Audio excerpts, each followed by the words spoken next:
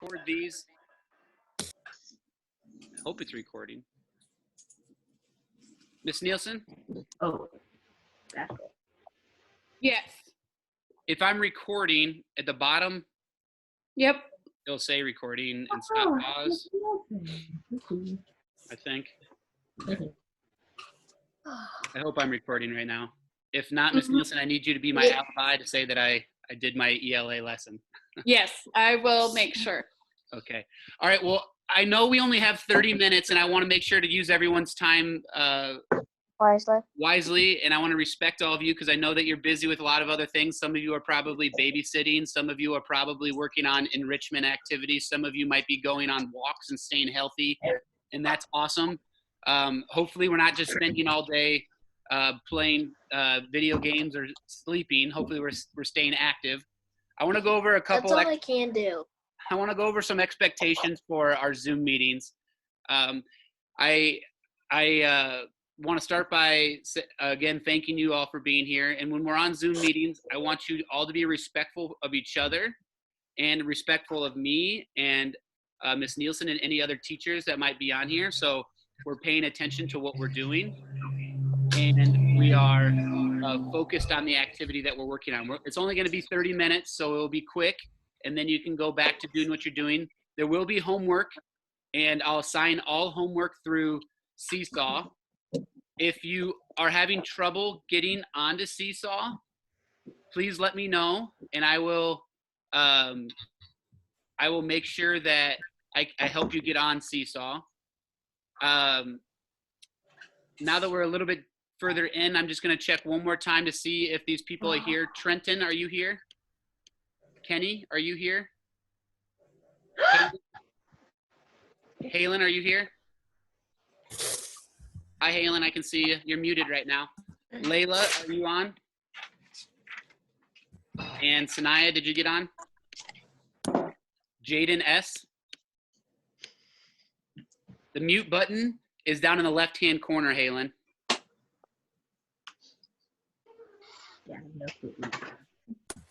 It might look different on a tablet. Yeah, you're probably right. Hi, Halen, I unmuted you. Hi. Wait, Thanks for being here, buddy. To mute us and unmute us? I can mute you and unmute you. Look, Brian, I just muted you. All right, well, I'm going to go ahead and get started. I'm going to let Miss Nielsen just say hi, and then I'm going to let some of you go ahead and say hi. Miss Nielsen, go ahead and just say hi if you'd like.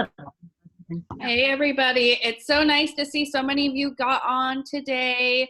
I love waving and seeing all your smiling faces, and I'm excited to get to learn with you today. Everyone look at my screen. Do you see on my screen where I put a thumbs up? Go ahead and try to put a thumbs up. It's a reaction down at the bottom. Wait. No, not to you. Why?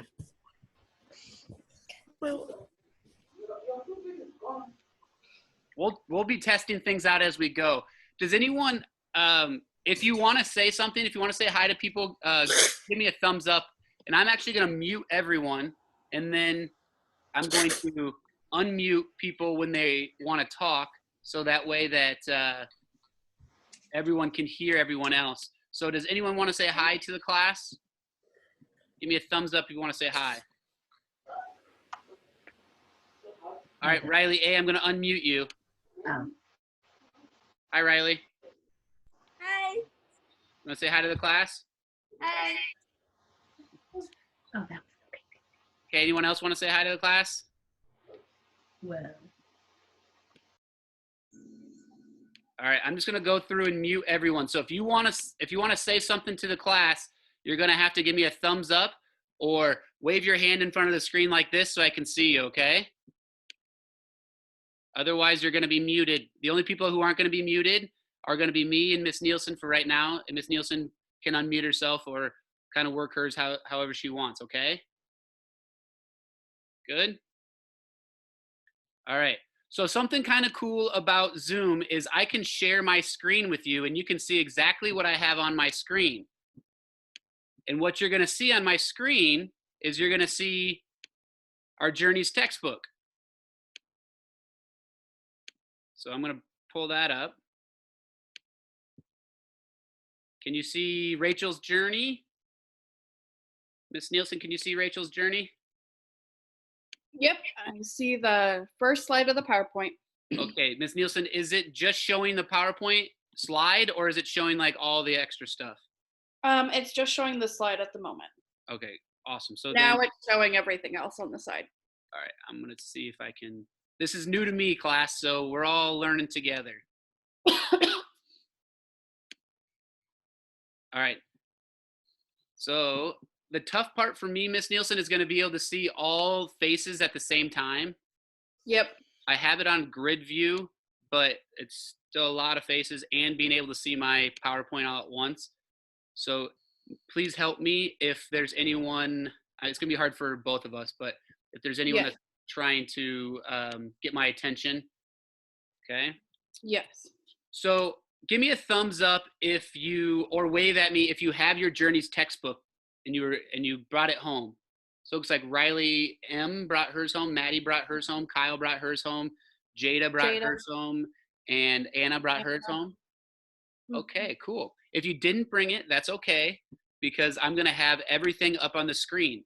You should notice that our PowerPoints look pretty familiar to what we do in the classroom, and my goal is to make everything as close to the classroom as possible. Now, we obviously can't have turn and talks because we can't be like, hey, how are you? And talk to each other. But I do want you to be thinking about and listening as we read along, okay? So everyone see my second slide? All right. So the story that we're going to read today is called Rachel's Journey. And Rachel's Journey is about a girl named Rachel and her family, and they go on a journey. And it's, the time period of this story takes place back when we had pioneers who were making homes out in the frontier. And the frontier is the wilderness. And so it's a little bit different than what we're used to today. They didn't have technology. They couldn't Zoom meeting like this. So there are some problems that Rachel is going to face while she is out on this frontier. So as you can see on the screen, says pioneers faced a difficult journey as they moved to their new home, which was out on the frontier. What kinds of problems do you think they'd have, or what problems do you think you and your family might have if you had to move across the country like they did? Does anyone have an answer to that? You can give me a thumbs up. You can unmute yourself and you can share maybe some difficulties that you think you might have had. Amelia, what do you think? My friends, they moved from Nebraska to Louisiana like 2 years ago. I still talk to them, but like I miss them. It was really hard for them to move. Like they were supposed to move in August, but they moved in December. So a difficult part about moving might be that you have to leave all your friends. Very good, Amelia. Anyone else have something that might be difficult about moving?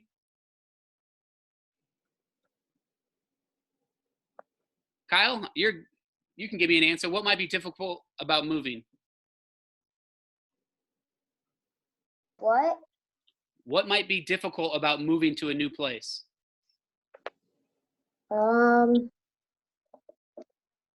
might not have any friends there. Absolutely. It might be difficult to leave your friends behind or make new friends. All right. One thing that we're going to talk about as we read today is literary devices. Riley Casey loves literary devices just as much as I love literary devices. Give me a thumbs up if you know of a literary device or figurative language. Riley M.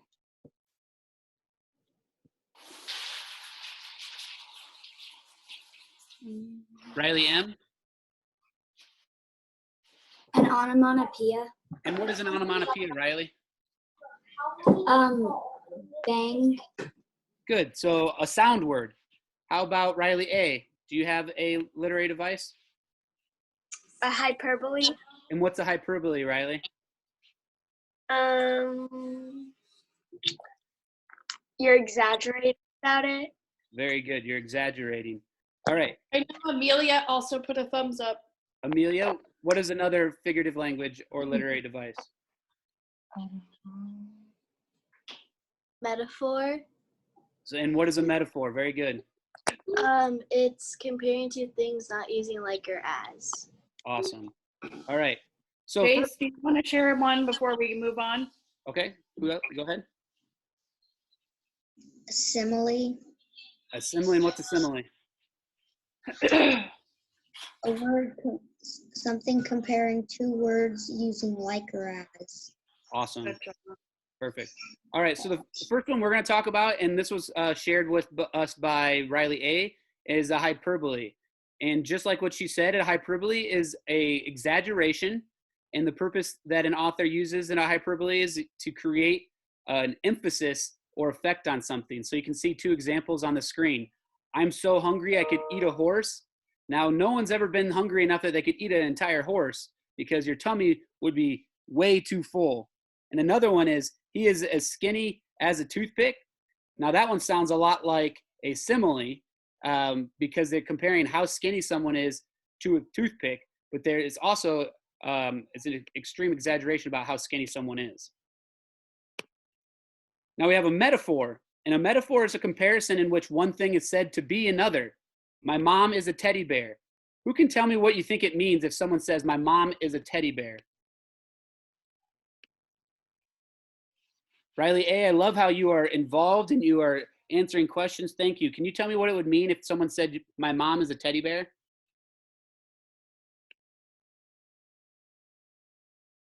Like probably like she's soft. Or like You think someone's going to say, she's my mom's soft? no. I like your thinking, though. Anyone else? Riley Casey, what do you think? Maybe she's like full of love or I like that. I like that. Anyone else have any? Maddie and Jada also have their thumbs up. Oh, I'm sorry. Maddie?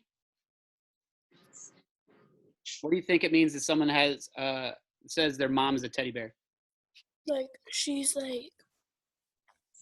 full of love, or she's like really cuddly. Yeah, I would say that too. Very good. Let's the next one. Whoops. And the last one is simile. And simile is one that you are all very good at. It's comparing two things using words like or as.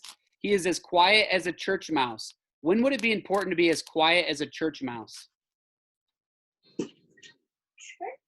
Maddie, what do you think? When you're like at a library. Very good. When you're at a library, when you're sneaking out of the house. What do you think it means when someone says, we are like two peas in a pod?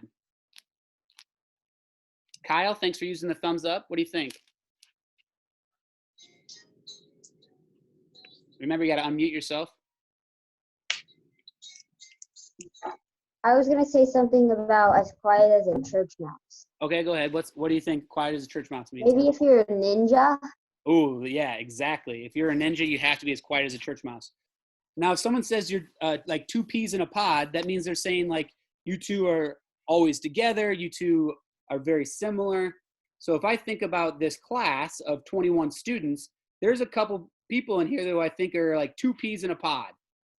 Not me. Paxton and Kyle are like two peas in a pod, very similar. They spend a lot of time together. Amelia and Maddie are very much like two peas in a pod. And there's a lot of other students in our class that are like two peas in a pod. So you might hear someone say that. Now, as we read our story today, and I'm going to have to probably read pretty fast because I know that I'm running out of time, but as we read Rachel's journey, I want you to listen closely for different literary devices such as metaphors and hyperboles and similes. And if you hear one as I read, I want you to raise your hand or give me a thumbs up, and let's try to find some as we read, okay? Now, I know that you don't have your books in front of you, but I'm going to put up all the words up on the screen. And what I would like you to do is I'd like you to follow along. Now, we know what Miss Hurley would say. Miss Hurley would say, use your finger, use your pencil, use your eyes, use whatever you can to follow along as we read. It's going to be a little bit tougher because it's going to be on the screen. But as you can see, I'm putting all the words on the screen for you, so you should be able to follow along as I read aloud to you, okay? Any questions before we get going? All right, so, oh, Riley M., you have a question? I can't see the screen you're showing. You can't see. Is anyone else having that problem? No. It's on her. Okay. Tell him you're going to dial in on a different phone or a different tab. Riley, what can you see? I can see you and all the other people, but I can't see what you're showing on your screen. Okay. Are you on a phone iPad. or a tablet? iPad. An iPad? Okay, there should be a way for it to work, but I don't want you to stress about it too much right now unless Miss Nielsen has an easy fix. So I just want you to listen, okay? Mr. Langenhan, Yes, Paxton? I had that problem. You just have to go to your picture, and then there's a thing that says share the screen thing, and then you just have to press that button and it pops up. So Riley has to click on share screen? Yeah, on your. Have you tried that, Riley?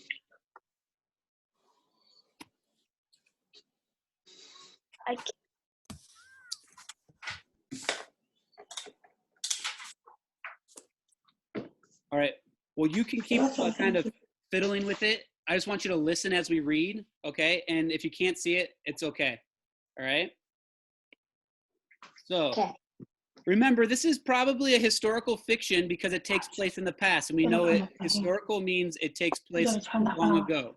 Fiction meaning it didn't actually happen. So let's go ahead and follow along and listen along as I read Rachel's journey. 1 second. I think I got someone trying to join us. Tell her that's you. That's me. Gotcha. All right. It has been 2 months since Rachel's family left Illinois in a wagon train bound for good farmland in California. During the long ride, Rachel spends time with her brothers Ben and Will, as well as Frank and Prudence, children from other families in a wagon train. She writes about her adventures in a journal. So as we read this story, it's going to be set up like a journal that Rachel's writing about all of her events that are happening as she's on this trip to California. Now, give me a thumbs up if you know why Rachel and her family are going to California. Braxton?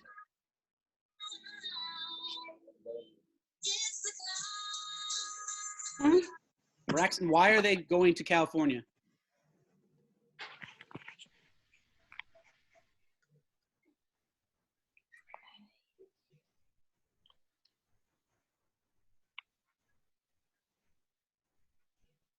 Anna, can you help them out? Remember, you're muted. They went to California for good farmland. Very good. They need a good farmland. Now, I know this is a different setup than we are in the classroom. It's important that we're following along and listening, okay? All right, so the first entry in her journal, May 10th, 1850. So this was, over 100 years ago. Pa says we are taking the Oregon Trail until it splits and we veer south for California. Now we are following the Platte River. The site of the Board River and the bluffs is restful, but the dust kicked up by all the stock is not. Stock is like the livestock and the animals that are in front of them. Especially when our wagons are in the rear. When it is so thick, I can barely see past our own teams. But I found a way to escape the heat and dirt the main road. Along the trail, there are narrow cutoff paths. Pa says they were made and used by Indians and hunters. These cutoffs run diagonally to the road and are often by shady creeks, so they are pleasant to walk along. Since they always lead back to the trail, there is no need to fret about getting lost. Fret means worry, so they have no need to worry even though they're on these trails by themselves. The boys have to drive the stock, so they have no choice but to eat dust. But I take the younger children with me, and we have great fun, picking berries and wildflowers and wading in the creeks. So during this first page, Rachel's talking about instead of sticking with her entire group, she is going off on her own because she doesn't like being with the group and getting all dusty. Ms. Nielsen, do you want to add anything about that? No, I think you added a lot of great detail and it helped with the vocabulary words that would have been tricky. Okay, so hopefully we're kind of picturing what's happening with Rachel right now as she's with this wagon train. And it might be a little bit difficult to picture it because it's something that we've never experienced before, because obviously none of us have ever been on a wagon train.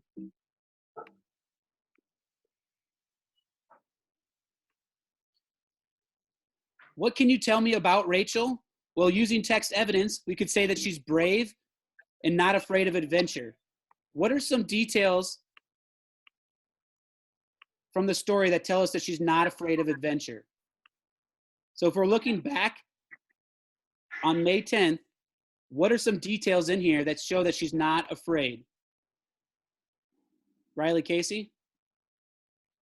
It says that she went off without part of the group as they were going along, and she went to pick flowers and berries with other children.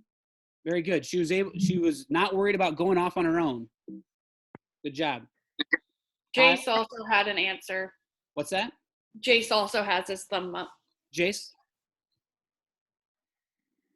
It was also very dangerous to go off your own on your own because there was lots of wild animals. Good. It could be dangerous with all the wild animals and everything else going on. Good. Continuing on. Now this is her next entry into her journal. May 16th, 1850. Today I had my first adventure. We had been walking on the cutoff for 2 to 3 hours, traveling upstream into a deep canyon. The trail was not only out of sight, but out of earshot as well. If something is out of earshot, that means that you can't hear it. So not only can she not see all of her family and everyone else, but she also can't hear everyone. So again, this is showing that she is kind of adventurous and likes to go out on her own.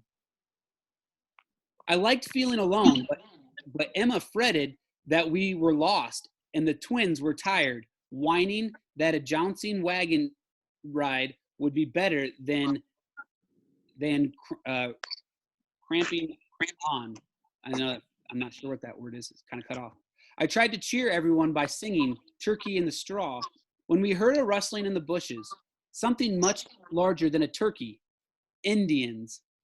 Frank pulled out his little knife, all fierceness, but I hushed him and went to look for myself.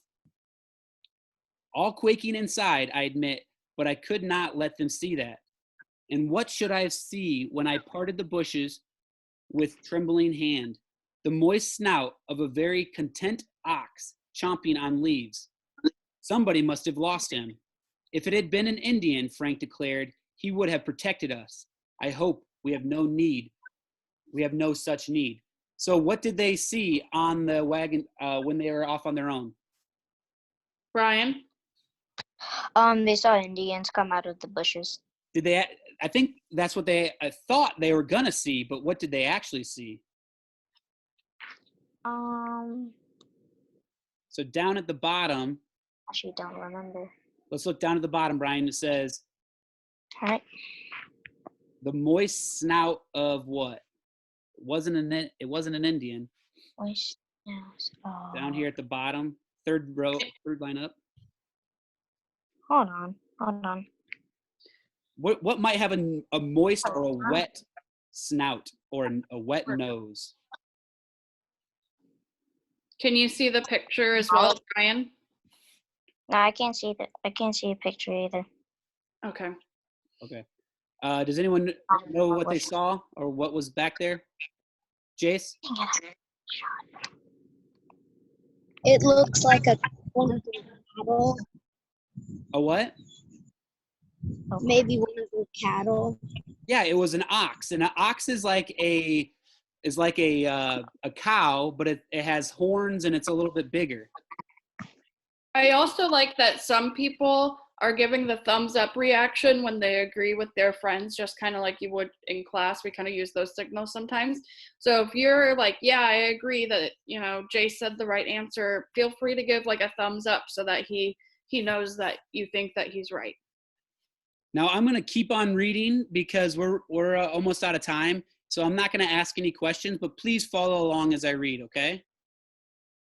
Miss Nielsen, if you see something, I'm just going to but go ahead and interrupt me. Feel free to interrupt, Miss Nielsen, okay? Okay. That was just the beginning of our adventure. When the cutoff reached the trail, there was no sign of our wagon train, either ahead or behind. There was nothing for it but to continue on the cutoff in hopes of coming out ahead of our wagon soon. On and on we walked. Frank and Emma never complained, nor did little Caroline, but those twins whined worse than the mosquitoes. We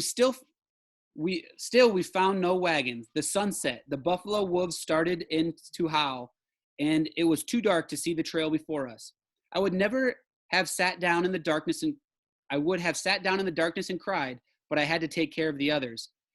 Then I recalled what Ben had said about looking for a high view point if you get lost, so I urged everyone up a hill before us.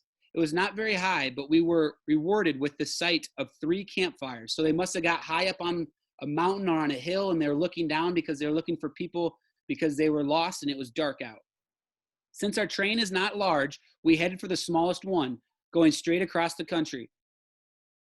We barged through brambles and sloshed through creeks, but we always kept that light in view, like the beacon in the lighthouse. A beacon is like a light at the end of the tunnel that you're trying to go get to.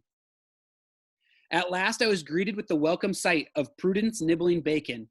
I could not help but embrace her, though she did not appreciate my smudged arms and dress. In fact, she was so startled by our abrupt appearance, she screamed as if we were ghosts or Indians. You could hopefully notice that was a simile there, comparing herself to ghosts or Indians, because it scared her sister.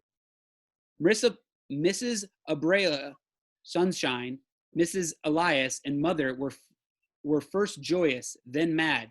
In between hugging me and scrubbing my face, Mother scolded. Now I cannot take cutoffs after the noon break. That means swallowing dust in the hottest part of the day. At least we still have the mornings. Now I'm thinking that swallowing dust or eating dust, like they said earlier, is kind of like personification. And the reason why I think it's kind of like personification is they are kind of swallowing and eating dust, but personification is when you are giving real life characteristics to something and you're not actually eating the dust. So that's why it makes me think that it might be personification. I don't know if I'm right in that, but that's just the thing I think of. Miss Nielsen, what do you think? I think you are exactly right. All right, continuing on. May 23rd, 1850. Now we are not permitted ever to walk along the cutoffs. Not that we got lost today. Something much more exciting happened. Once again, we were out of sight of the train, singing as we strolled, when an Indian, brave, came riding straight at us. I was so amazed to see a true Indian, I forgot to be frightened. We all stood staring at him, though Frank once again reached for his knife. I hissed at him to leave it be. No sense asking for trouble. That hissed right there is an onomatopoeia. The twins hid behind my skirt, and the others huddled around me when the brave rode up to us and leapt off his pony. You could have heard a pin drop. And the reason why they could have heard a pin drop, that's hyperbole, or is it an idiom? No. And a hyperbole, it's an extreme exaggeration. It's really not that quiet, but they're saying it's so quiet because of how nervous they were. He stepped towards me. He stepped towards me and said something, then held his hand straight out. I did not know what else to do but shake it, so I did. And that was exactly what he wanted. He offered his hand to each child. Even Frank shook it, grinning so broadly his mouth looked like he had swallowed an ear of corn whole. We have a simile there. He's comparing how big his smile was because he was so happy and so excited about the situation. Can you imagine having your mouth have a giant ear of corn in it? The brave knew some English, and he clearly thought we were lost. He asked if I knew where our wagon was. I nodded yes. Satisfied that we were not in trouble, he got back on his pony, waved goodbye, and rode off. It was all over in 2 shakes of a lamb's tail. 2 shakes of a lamb's tail. What that means, that's an idiom meaning it was all over really quick. I don't know if you know anything about lambs, but lambs have a little tail at the end, just like a lot of animals, and it moves really quickly. So when someone says 2 shakes of a lamb's tail, it means it was done really, really quick.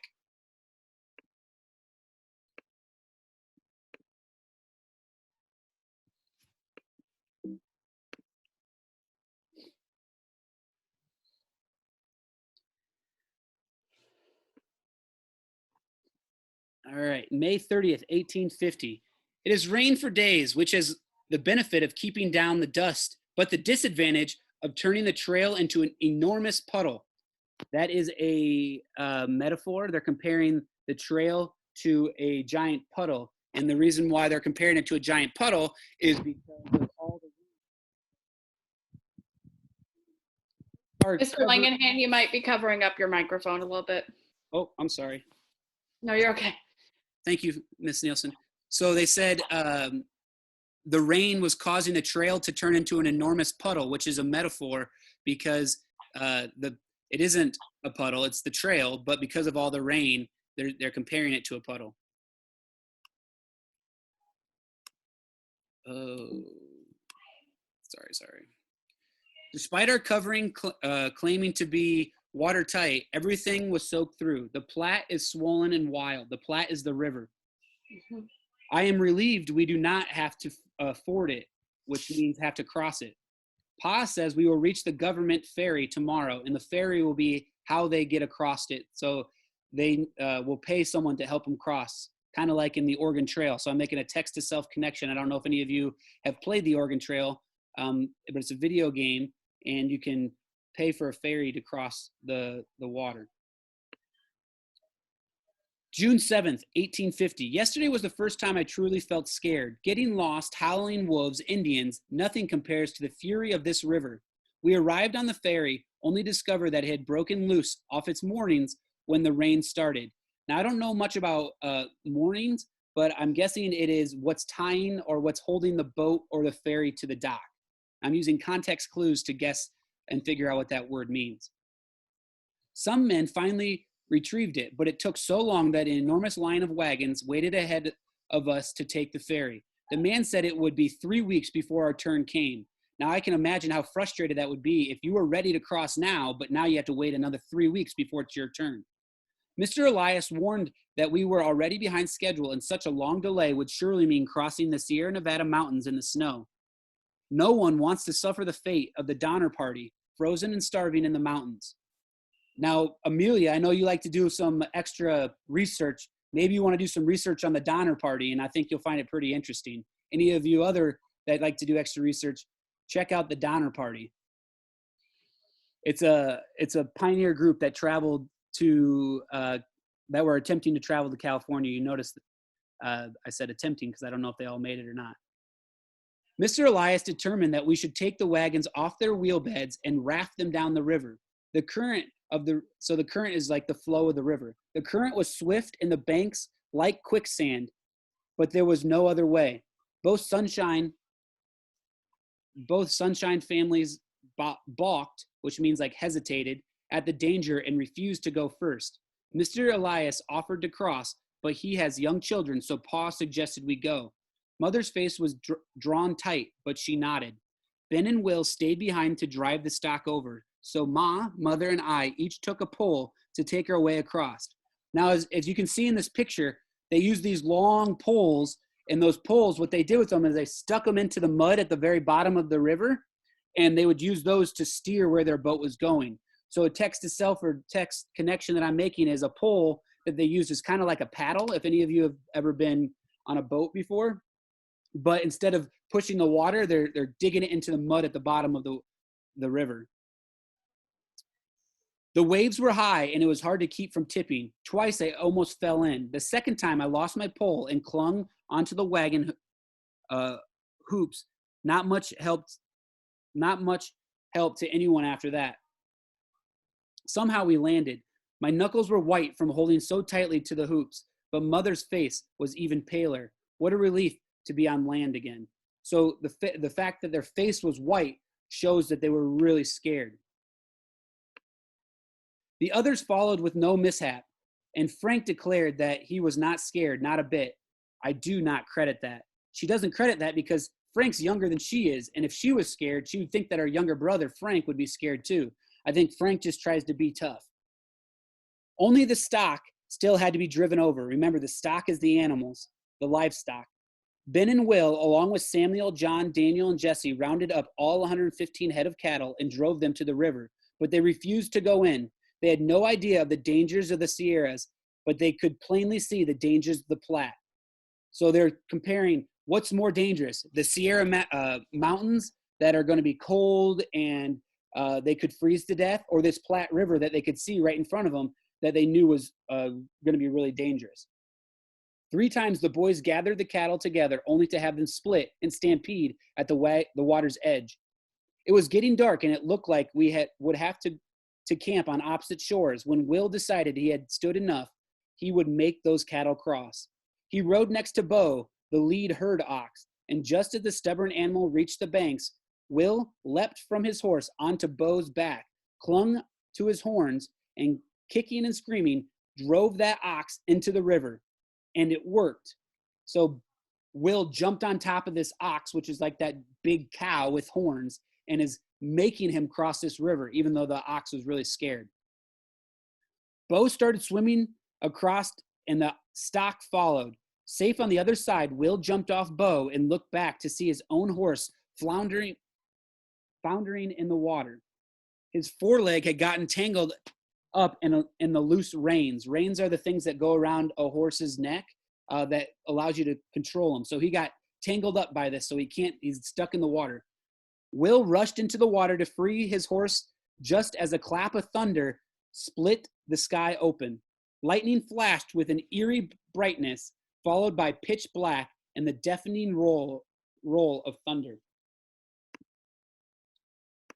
In the dark, we could not see Will, but the horse clambered safely onto shore. When the next lightning flashed, Pa cried out that Will had made it to the sandbar in the river. Whether he was dead or alive, no one could say. And while the storm raged, no one dared swim out to rescue him. So Will is stuck in the middle of the river right now. That was a miserable and awful night. It was total confusion. Thunder booming, oxen bellowing, children crying, men shouting. As light of day 1 minute, as dark as a cave the next. Similes in that sentence. Add that to the torment of not knowing how poor Will fared and feeling utterly helpless to do anything for him. And they couldn't help him because if they tried to go out there, they might put themselves into danger. So Will's stuck on this kind of like a sand island in the middle of this river in the middle of the night.